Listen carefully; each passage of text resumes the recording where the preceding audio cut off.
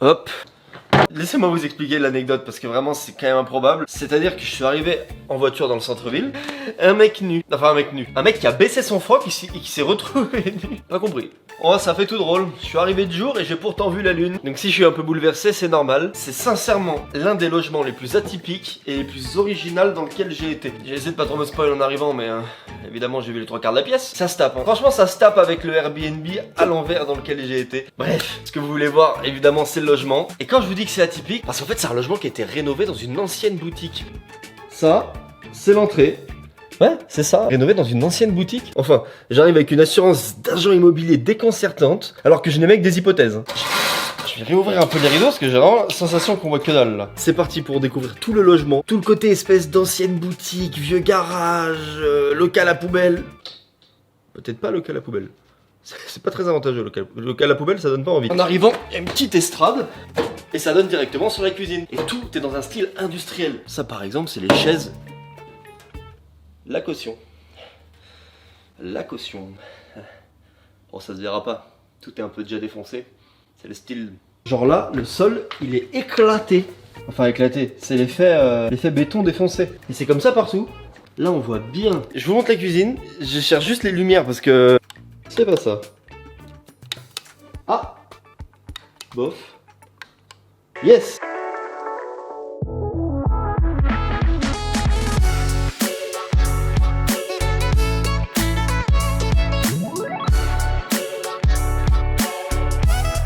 Il y a un immense îlot central. Dans ma maison que je suis en train de faire rénover, je veux exactement les mêmes, mais en jaune. Les meubles de cuisine, c'est que de la récup aussi. C'est complètement dans le style industriel. Et dans la cuisine, il y a plein de petites touches de rouge pour apporter de la couleur. Le frigo, rouge.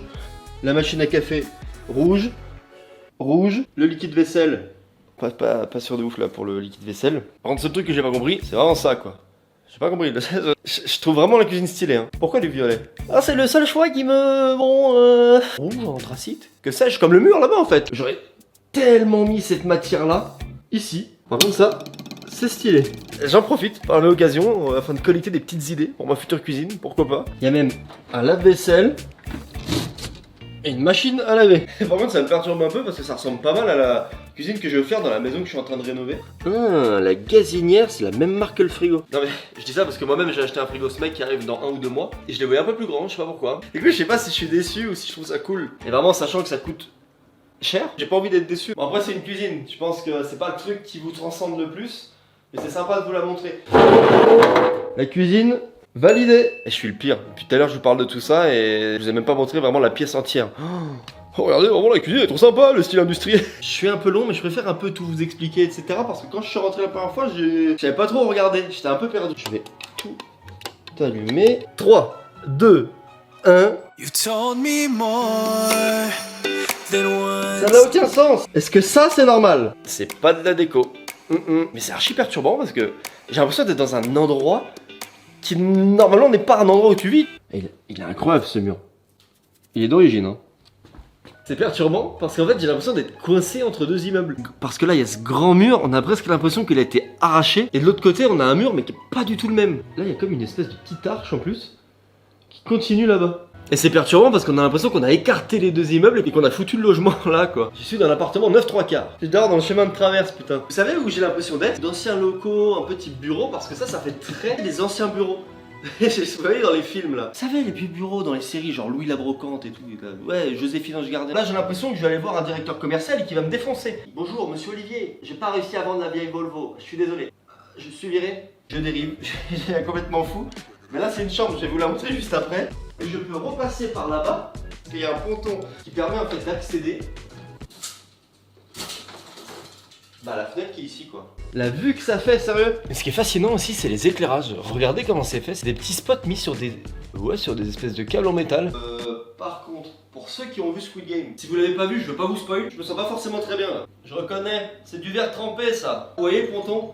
Ça donne du cachet. C'est le retour de l'agent immobilier nul. Ça donne du cachet. Peut-être pas trop rester ici parce que je sais pas le poids que ça peut tenir. Je viens vous chercher, je vous montre la chambre. Pareil, le plafond il a été gardé brut. Toutes les gaines et fils électriques ils viennent par des rails. Et vraiment ça là, j'ai l'impression d'être dehors. Ça me fascine. Je suis dans un bureau. La vie, ce n'est pas d'attendre que l'orage passe, c'est d'apprendre à danser sous la pluie. Alors oui, mais danser sous la pluie, c'est chiant. Donc non. La beauté est dans les yeux de celui qui regarde. Pas compris. Les folies sont les seules choses qu'on ne regrette jamais. Je me suis dit exactement la même chose après avoir changé d'iPhone, alors je n'avais peut-être pas tellement besoin, et puis lorsque j'ai vu mon compte en banque... Mec relou qui prend tout premier degré. Par contre après faut pas être trop grand. Faut être grand une fois sur deux. Là c'est bon, là c'est pas bon, là c'est bon. Après c'est pour dormir donc en vrai... Là en plus je vous ai posé sur un petit bureau, et là c'est un dressing. Ah oh. Ouais mais il est grand de ouf. Par contre en rouge comme ça je... C'est un dressing désigual. En vrai c'est hyper fonctionnel. Non. Là, je suis en train de casser. Chambre numéro 1, validée. C'est fou parce que quand on rentre dans ce logement, on est à la fois stupéfait. J'ai dit stupéfait. Et en même temps, on se dit...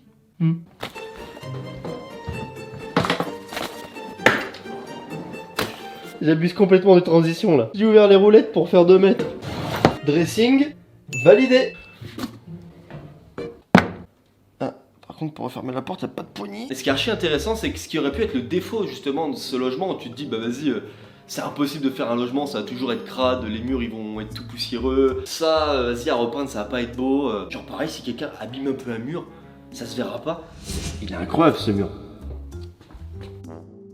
Et en plus, ça épargne d'avoir des finitions où on doit se casser les couilles. Quand tu loues comme ça, t'arrives dans un Airbnb qui est tout clean, tout blanc, tout bien. La moindre poussière, le truc cassé, tu le vois. Et au final, le fait d'en faire un logement, ça fait que ça fait une optimisation de l'espace de ouf. Il y a ta chambre en mezzanine et juste en dessous, il y a ton salon.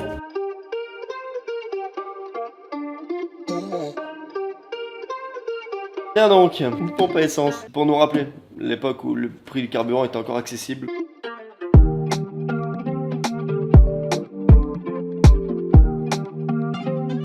Je suis dans le salon, parce que c'est pas si grand en vrai. En fait j'ai l'impression d'être dans un endroit où personne sait que j'y suis. Parce que c'est improbable que je sois là. Je sais pas si vous voyez ce que je veux dire. On dirait encore un discours incohérent d'un mec fonce-dé. Le fait que ce salon soit creusé d'à peu près 80 cm, ça délimite en plus grave bien l'espace. Parce qu'à la fois tout est ouvert, mais pour autant tous les espaces sont bien délimités. Ça joue sur les niveaux. Il y a l'entrée qui est plus en hauteur, on descend, on est dans la cuisine, on descend encore, on est dans le salon, on monte, on est dans la chambre. Il y a enfin du soleil. Ah je suis deg, tout rend tellement mieux maintenant. Oh, le plan que je suis en train de faire est vraiment cool. J'ai l'impression d'être à New York dans les années 50. Ou alors dans The Walking Dead, mais je suis un survivant qui aurait eu beaucoup de chance. J'aimerais continuer la visite, vous montrer toutes les choses que je n'ai pas encore vues et que vous non plus. Mais un mec a décidé de s'éclater avec sa perceuse. J'ai l'impression qu'il y prend un peu trop de plaisir hein, quand même là.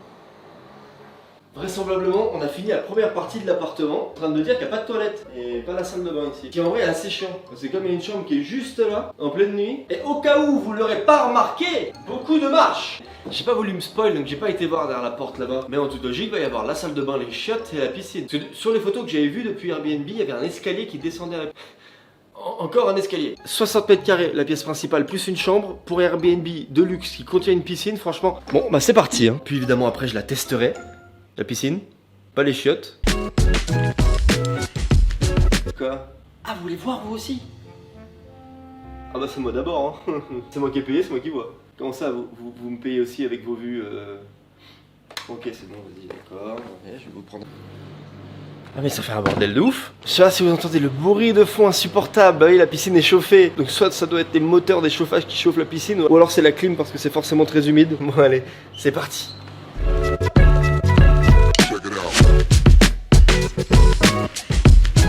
Elle a l'air si petite et franchement elle est pas tant que ça. Ah, et la salle de bain est là. Regardez. Ah oui, j'ai vraiment l'impression de me doucher dans un garage. Les dalles usagées mon vieux. Maintenant que j'ai capté le délire du Airbnb, que je suis un peu dans ce truc de survie zombie, laissez-moi tranquille, d'accord? Il me rassure parce que j'ai payé. Mais franchement je trouve ça cool moi. C'est trop stylé. Putain, on voit la piscine juste en sortant de la salle de bain. Et là c'est les chiottes.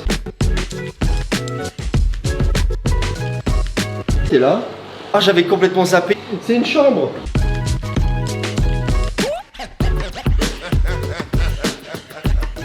Il fait présentement 5000 degrés dans la chambre, mais elle a le mérite d'exister. C'est improbable. Donc là, tu sors de la chambre le matin tranquillement, tu te dégourdis, tu vas chier. Ouais, je suis assis sur les chiottes. Un peu comme en soirée une fois que t'es un peu trop bourré. C'est vraiment la sensation que ça me fait là, récapitulons. On a donc une piscine qui se situe dans ce qui pourrait être une arrière-boutique, avec une salle de bain, des chiottes, et le tout avec une mezzanine en piscine qui fait en guise... Je le conçois, le bruit est insupportable, mais il me semble avoir lu, quand j'avais réservé le Airbnb, que de 9h à 19h ça chauffait. Ça devrait bientôt s'arrêter, du coup. J'y retourne la tester ensuite, en espérant qu'il y ait plus de bruit là.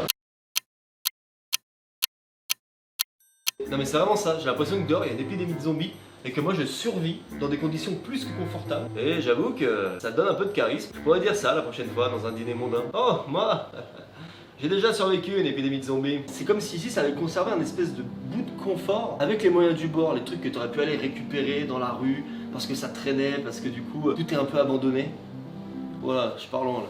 Tiens, je suis trop con, j'ai même pas mis le bon short pour aller à la piscine. Franchement, c'est improbable comme phrase. Voilà. C'est mieux. Bon, enfin le moment qu'on attend tous depuis le début de cette vidéo. Ça s'est enfin arrêté la clim. En haut, il y a 2 fenêtres. Sauf que là, celle-ci, elle est inaccessible. Il y a une espèce d'échelle en fer forgé. Je vous donne un aperçu de la survie des plus de 10 lorsque la fin du monde adviendra.